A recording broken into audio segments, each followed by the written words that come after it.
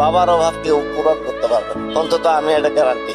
পুরা পৃথিবী একটি, বাবা মা একটি, আল্লাহর পরে বাপ মা আমি মনে করি। আমি তো একটু বাবা, সন্তান যখন আমার কাছে চাই সাধ্য মোতাবেক চেষ্টা করি, কারণ আমার বাবা তাই মনে করতো। তো মা আছে, দোয়া করেন মারা যেন ভালো থাকে। এখনো মা, আমার মা সুস্থ। যদি কারো বাপ মা থাকে আমি বলি ওনারা যেন বাপ মারা যেন সেবা করে, কারণ আমিও বুঝতাম না আমি যদি বাবা না হতাম।